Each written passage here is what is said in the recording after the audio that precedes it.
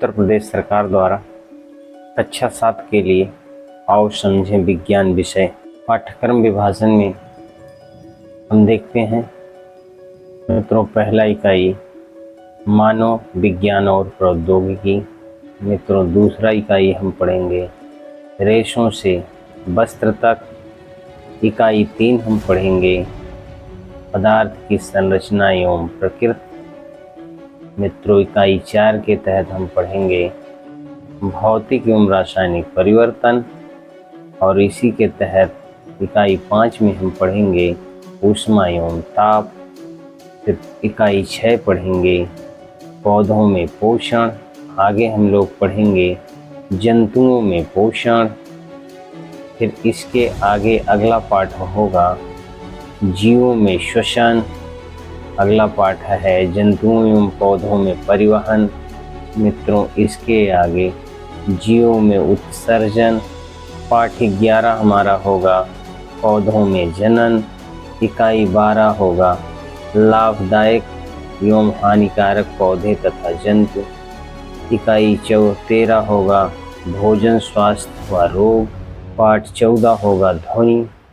पाठ 15 होगा ऊर्जा। के बाद हम लोग पढ़ेंगे पाठ 16 में प्रकाश। पाठ 17 में बल एवं यंत्र। इकाई 18 में हम लोग स्थिर विद्युत, और इकाई 19 में जल। इकाई 20 में वायु, और अंत में पढ़ेंगे हम लोग कंप्यूटर। मानव विज्ञान और प्रौद्योगिकी, इसके तहत हम लोग पढ़ेंगे इकाई 1 में विज्ञान और प्रौद्योगिकी का दैनिक जीवन में उपयोग। विज्ञान और प्रौद्योगिकी के विकास में मानव जीवन में परिवर्तन। मित्रों, इसके आगे पढ़ेंगे विज्ञान और प्रौद्योगिकी के विकास द्वारा विभिन्न क्षेत्रों में क्रांति। विज्ञान और प्रौद्योगिकी के दैनिक जीवन में उपयोग। विज्ञान ने हमारे जीवन को बहुत प्रभावित किया है। हमारे दैनिक आवश्यकताओं की पूर्ति में भी वैज्ञानिक आविष्कारों एवं आधुनिक तकनीकों का महत्वपूर्ण योगदान है। विज्ञान और प्रौद्योगिकी के विकास ने लोगों के जीवन के स्तर में क्रांतिकारी परिवर्तन की, मानव जीवन को आसान, सरल और तेज बना दिया। विज्ञान और प्रौद्योगिकी के विकास के कारण ही हम बैलगाड़ी, तांगा आदि से मुक्त होते हुए परिवहन के अत्याधुनिक साधनों जैसे मोटरसाइकिल, कार, बस, ट्रेन, वायुयान आदि तक पहुंच पाए हैं। आप अपने दैनिक जीवन में अनुभव करते हैं गैस सिलेंडर या कटे हुए पेड़ का तना उठाकर या घसीट कर ले जाने की अपेक्षा कम बल लगाकर लुढ़का कर ले जाना आसान होता है। इस प्रकार कार्य की यह सुगमता वैज्ञानिक सिद्धांत पर आधारित है। वस्तु को घसीटने, उठा कर ले जाने की तुलना में लुढ़का कर ले जाना सरल है। इसी प्रकार बैलगाड़ी में पहिया लगाने पर घर्षण बल कम हो जाता और बोझ से लदी बैलगाड़ी को बैलों द्वारा खींचना सरल हो जाता है। बैलगाड़ी द्वारा कम लगाकर कार्य को सुगम बनाना विज्ञान के सिद्धांत द्वारा ही संभव हुआ है। मित्रों, इस प्रकार यहाँ विज्ञान के नियम का उपयोग करके मनुष्य ने कार्य को सरल बनाने के लिए बैलगाड़ी, ट्रैक्टर आदि जैसे साधनों को विकसित कर लिया। यही प्रौद्योगिकी है। इस तरह से अंडरलाइन जो हमने ग्रीन में किया है, इसके हिसाब से विज्ञान के नियमों एवं सिद्धांतों के अनुप्रयोग से मानव हित में संसाधनों का निर्माण ही प्रौद्योगिकी है। विज्ञान और प्रौद्योगिकी के विकास में से मानव जीवन में परिवर्तन। विज्ञान और प्रौद्योगिकी के विकास से मानव जीवन में क्या परिवर्तन आया, इसको देखते हैं। विज्ञान एवं प्रौद्योगिकी के विकास के कारण विभिन्न क्षेत्रों जैसे यातायात, चिकित्सा, जनसंचार, मनोरंजन एवं कृषि के क्षेत्र में नित नए आविष्कार हुए। जैसे भाप का इंजन से रेलों तथा बड़े बड़े जहाज़ों का निर्माण हुआ। पेट्रोल की उपलब्धता से हल्के एवं शक्तिशाली इंजन का बनना संभव हुआ। इन इंजनों का उपयोग हवाई जहाज उड़ाने के लिए किया गया। इसी क्रम में लंबी दूरी कम समय में तय करने के लिए सुपरसोनिक जेट एवं हेलीकॉप्टर का निर्माण हुआ। समुद्री मार्ग से माल एवं सवारी ढोने के लिए बड़े बड़े जहाज़ों का भी प्रयोग होने लगा। पहले बीमार होने पर लोग घरेलू उपचार करते थे, परंतु अब गांव में लोग प्राथमिक चिकित्सा केंद्रों पर डॉक्टर द्वारा इलाज कराने लगे। हैं। आजकल चिकित्सालयों में विभिन्न प्रकार के रोगों से संबंधित जांच की सुविधाएं उपलब्ध हैं, जैसे खून, पेशाब आदि का जांच। आजकल चिकित्सालयों में आधुनिक मशीनें जैसे एक्सरे, अल्ट्रासाउंड द्वारा आंतरिक अंगों की सूक्ष्म जांच, स्कैनर द्वारा मस्तिष्क की जांच की जाती है। शरीर के अंदर के भागों की जांच करने के लिए एंडोस्कोप मशीन का प्रयोग होता है। मित्रों, पहले टेलीफोन की सुविधा नहीं थी। लोग एक दूसरे का हालचाल जानने के लिए संदेशवाहक पत्र, टेलीग्राम तथा कबूतरों द्वारा संदेश भेजते थे, परंतु आज के वैज्ञानिक युग में संदेशों के आदान प्रदान के लिए फैक्स, छपा संदेश, ईमेल आदि का भी प्रयोग हो रहा। गांव-गांव में पीसीओ, एसटीडी तथा आईएसडी व्यवस्था द्वारा संसार के किसी भी कोने में टेलीफोन द्वारा संपर्क करने में सार्वजनिक सुविधाएं उपलब्ध हो गई हैं। पहले लोग घुड़सवारी, शतरंज, चौपाल, ढोलक आदि कई प्रकार के क्षेत्रीय संगीतों के माध्यम का उपयोग करके मनोरंजन करते थे, परंतु आजकल मोबाइल, कंप्यूटर, वीडियो गेम आदि मनोरंजन के प्रचलित साधन हैं। ये सभी आधुनिक विज्ञान एवं प्रौद्योगिकी की देन है। पहले उद्योग धंधे बहुत कम थे, किंतु आज हमारा देश औद्योगिक क्षेत्र में विकसित देशों की बराबरी कर रहा है। स्टील के उत्पादन के लिए जमशेदपुर, राउरकेला, भिलाई, दुर्गापुर आदि शहरों में कारखाने खुले हैं। इसी क्रम में रिहंद जल शक्ति विद्युत बनाने के लिए hydro electric power station, Obra, Anpara, panki, Unchahar आदि स्थानों पर कोयले से विद्युत बनाने हेतु national thermal power corporation NTPC के पावर स्टेशन स्थापित किए गए हैं। इसी प्रकार नाभिकीय ऊर्जा से विद्युत ऊर्जा के उत्पादन के लिए ट्राम्बे, नरौरा, राणा सांगर, कलपंकम एवं एटमिक पावर स्टेशन कार्य कर रहे हैं। इसी प्रकार कृषि के क्षेत्र में पहले पारंपरिक साधनों जैसे खेत जोतने के लिए हल, बैल एवं सिंचाई के लिए ढेकुली और रहट आदि का प्रयोग किया जाता था। इन साधनों के प्रयोग से पर्याप्त उपजाऊ भूमि उपलब्ध होने पर भी खाद्यान्न का उत्पादन अपेक्षाकृत कम था।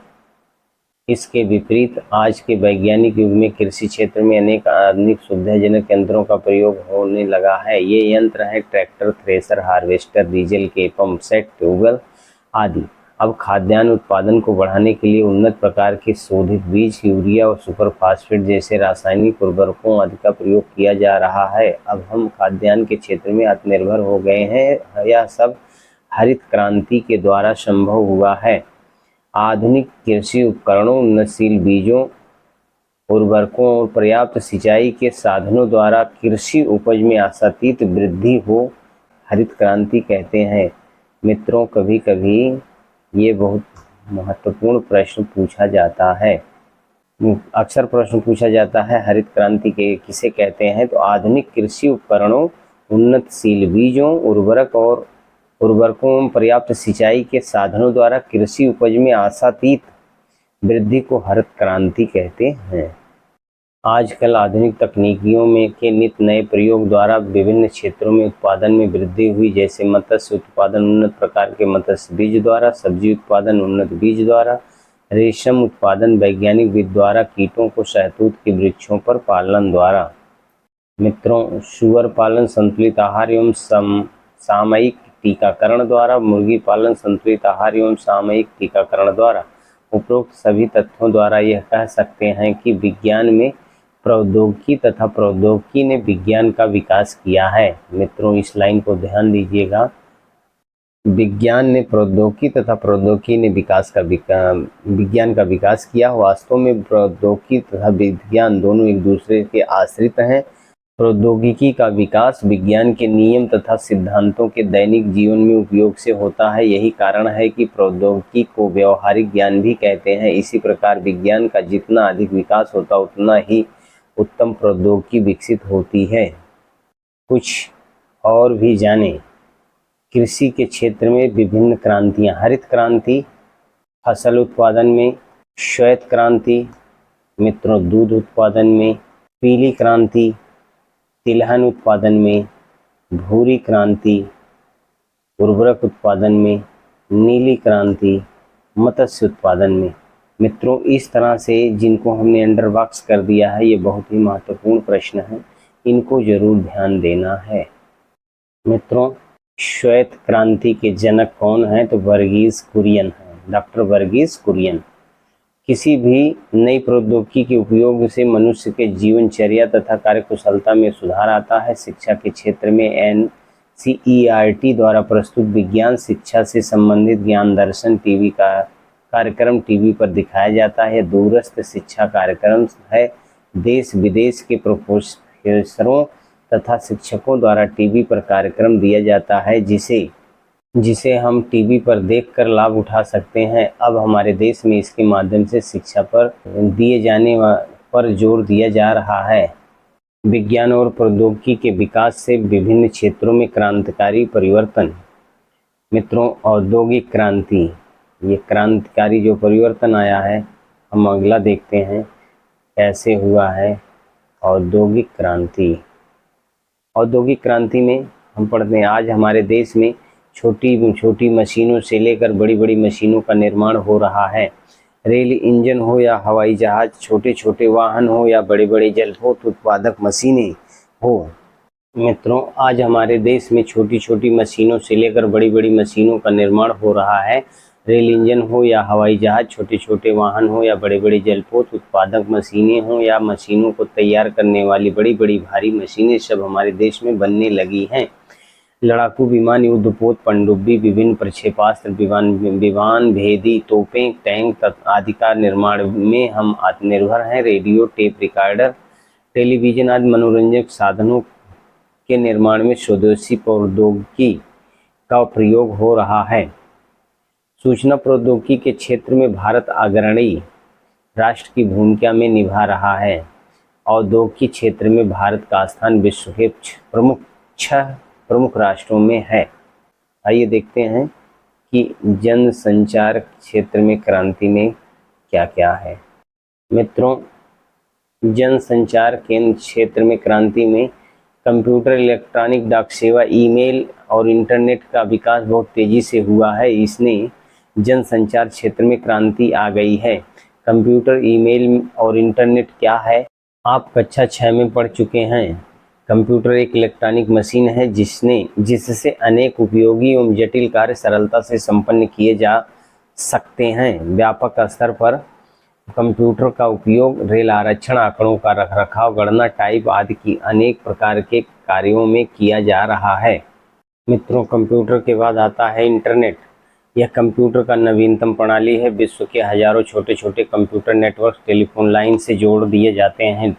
टेलीफोन लाइन की सहायता से जुड़े कंप्यूटर नेटवर्क को इंटरनेट कहते हैं। इसकी सहायता से हम कमरे में बैठे विश्व के विभिन्न देशों तथा किसी भी विषय से संबंधित सूचनाएं एवं आंकड़ा पल भर में प्राप्त कर सकते हैं और इनका संग्रह भी कर सकते हैं। कई नवीन पुस्तकें भी पढ़ सकते हैं। इलेक्ट्रॉनिक डाक सेवा, यह कंप्यूटर एवं इंटरनेट आधारित संचार की महत्वपूर्ण युक्ति है। इसके द्वारा कृत्रिम उपग्रहों के माध्यम से अन्य देशों के कंप्यूटरों को सूचना, संदेश आदि का आदान प्रदान किया जा सकता है। यह एक देश से दूसरे देश के संदेश को भेजने का सबसे सस्ता साधन है। जैसे भारतवर्ष से सिंगापुर को संदेश अत्यंत कम शुल्क में पल भर में भेजा जा सकता है। अगला आता है हमारा मोबाइल फ़ोन एवं स्मार्टफोन। मोबाइल फ़ोन का जनसंचार के क्षेत्र में व्यापक योगदान है। यह एक इलेक्ट्रॉनिक उपकरण है। यह टेलीफोन की सहायता की तरह बात करने के अलावा कई अतिरिक्त सेवाओं के लिए प्रयोग होता है, जैसे संदेशों का आदान प्रदान के लिए SMS, आवाज़ को सुरक्षित रखने के लिए वॉइस रिकॉर्डर, वीडियो बनाने के देखने के लिए, फ़ोटो खींचने के लिए कैमरा, अपनी भौगोलिक स्थिति जानने के लिए GPS, बैंक द्वारा पैसे का हस्तांतरण आदि मोबाइल द्वारा कर रहे हैं। कृषि, जनसंख्या विस्फोट से भूमि पर दबाव बढ़ा है, जिसके कारण खाद्यान्न की समस्या मानव के लिए एक विशेष प्रकार की चुनौती के रूप में खड़ी हुई है। किंतु कृषि के क्षेत्र में वैज्ञानिक आविष्कारों जैसे ट्रैक्टर, अच्छे प्रकार के हल, ट्यूबवेल, कीटनाशक दवाओं, उन्नत कोट के बीज, रासायनिक उर्वरकों आदि के प्रयोग से कृषि उपज में पर्याप्त वृद्धि हुई है।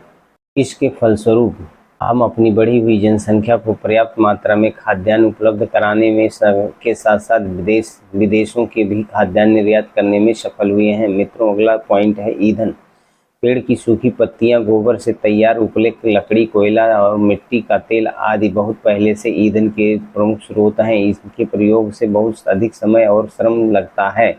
वर्तमान में पेट्रोल, डीजल, खाना पकाने के लिए एलपीजी गैस जैसे ईंधन का बड़े पैमाने पर उत्पादन हो रहा है। एक स्थान से दूसरे स्थान तक इनके आवागमन के उत्तम साधन उपलब्ध हैं। इनके प्रयोग से समय और श्रम दोनों में बचत हो रही, फलस्वरूप ईंधन के क्षेत्र में क्रांति आ गई है। इस प्रकार सोलर कुकर जैसे ऊर्जा दक्ष उपकरणों का प्रयोग व्यापक रूप से हो रहा है। मित्रों, अगला पॉइंट है चिकित्सा। चिकित्सा के क्षेत्र में बहुत तीव्र गति से विकास हुआ है। हैजा, मियादी बुखार आदि के सफल इलाज हेतु नई औषधियों की खोज हुई और इनका पर्याप्त उत्पादन भी हो रहा है। चेचक, हैजा, काली खांसी, पोलियो, टीबी की रोकथाम हेतु उपयुक्त प्रतिरोधी टीकों का विकास हुआ है। अल्ट्रासाउंड, एक्सरे, एंडोस्कोपी आदि से शरीर के अंदरूनी भागों की जांच प्रयोग हो रही है। इनमें घातक बीमारियों की रोकथाम की तीव्र गति से सफलता मिली है। फलस्वरूप चिकित्सा के क्षेत्र में क्रांति आ गई है। मित्रों, अगला पॉइंट है राष्ट्रीय सुरक्षा एवं युद्ध। राष्ट्रीय सुरक्षा के क्षेत्र में हमारे देश ने बहुत तेजी से उन्नति की है। इसमें एक नई क्रांति आ गई है। पृथ्वी, अग्नि, त्रिशूल जैसे मिसाइलों का निर्माण हमारे देश में हो चुका है। इनका सफल परीक्षण भी हुआ है। मिसाइलों का प्रयोग दूसरे देशों द्वारा आक्रमण होने पर उनके युद्ध अस्त्रों को नष्ट करने में होता है। इनमें हमारे देश का प्रभावी ढंग से होता है। युद्ध की स्थिति में रॉकेट द्वारा मिसाइलें छोड़ने की तकनीकी में हमारे देश ने सफलता प्राप्त की है। भारत में कृत्रिम उपग्रहों को विकसित करने तथा उन्हें पृथ्वी की कक्षा में स्थापित करने की प्रौद्योगिकी में महत्वपूर्ण सफलताएं प्राप्त की हैं। कृत्रिम उपग्रहों से न केवल दूर संचार व्यवस्था में अभूतपूर्व विकास संभव हो पाया है, अपितु सुदूर सूचना में भी हम विश्व में अग्रणी हो गए हैं। मित्रों, हमने परमाणु के क्षेत्र में भी अनेक कीर्तिमान स्थापित किए। परमाणु ऊर्जा तथा उससे संबंधित शोध कार्य के परिणाम स्वरूप अनेक परमाणु ऊर्जा संयंत्र स्थापित किए जा चुके हैं। इनमें विद्युत उत्पादन किया जा रहा है। इसके अतिरिक्त परमाणु ऊर्जा का उपयोग चिकित्सा तथा कृषि क्षेत्र में अनेक लाभकारी कार्यों के लिए किया जा रहा है। मित्रों, विज्ञान और प्रौद्योगिकी के विकास से मनुष्य को केवल लाभ ही नहीं मिला है, वरन इससे अनेक प्रकार की हानियां भी हुई हैं। आओ उस पर भी थोड़ा सा नज़र डालते हैं कि क्या क्या नुकसान हुआ है। मित्रों, बड़े बड़े उद्योगों की संख्या बहुत बढ़ गई है। इससे निकलने वाले अपशिष्ट पदार्थ प्रायः ऐसे ही बिना उपचार किए नदियों में बहा दिए जाते हैं और अथवा भूमि में विसर्जित कर दिए जाते हैं, जिसके कारण नदियों का जल तथा भूक्षेत्र प्रदूषित हो रहे हैं। कृषि उपज बढ़ाने के लिए उर्वरकों तथा कीटनाशक दवाओं का अत्यधिक प्रयोग करने से मृदा प्रदूषण भी समस्या भी उत्पन्न हो रही है तथा भूमि की उर्वरा शक्ति भी कम हो रही है। मनोरंजन के साधन बढ़ जाने से ध्वनि प्रदूषण हो रहा है। स्वचालित मशीनों के प्रयोग से कारखानों में मजदूरों की आवश्यकता कम पड़ती है, जिसके कारण बेरोजगारों की संख्या में वृद्धि हुई है। जंगलों की अंधाधुंध कटाई हो रही है, फलस्वरूप जंगलों का विनाश हो रहा है और वातावरण में प्रदूषण बढ़ता जा रहा है। इतना ही नहीं, इसके कारण अनेक प्रजाति के जंतुओं जैसे बाघों की संख्या में कमी हो रही तथा उनका अस्तित्व खतरे में पड़ गया है। विज्ञान और प्रौद्योगिकी से होने वाली हानियों से बचने के लिए हमें प्राकृतिक संसाधनों का समझदारी से दोहन करना होगा तथा नए आविष्कार का उपयोग समाज की उन्नति के लिए करना होगा। विज्ञान के नियमों एवं सिद्धांतों के प्रयोग से कार्यों को सरल बनाना ही प्रौद्योगिकी कहलाता है। प्रौद्योगिकी के बारे में क्या? विज्ञान के नियमों एवं सिद्धांतों के प्रयोग से कार्यों को सरल बनाना ही प्रौद्योगिकी है। मित्रों, दूसरा है विज्ञान एवं प्रौद्योगिकी एक दूसरे पर आश्रित है, अर्थात विज्ञान जैसे नई नई प्रौद्योगिकियों का विकास करता है, वैसे वैसे नए नए विज्ञानों की खोज भी होती जा रही है, अर्थात एक दूसरे के ऊपर निर्भर करते हैं। मित्रों, तीसरा हमने सीखा कृषि के क्षेत्र में आशातीत वृद्धि को हरित क्रांति कहते हैं। जितना हम सोचते थे उतनी वृद्धि कर ले गए, इसलिए इसे क्या कहते हैं? हरित क्रांति कहते हैं। मित्रों, इस तरह से हम इस पाठ को ख़त्म किए। अभ्यास प्रश्न इसका हम कल पढ़ेंगे। Okay, thank you.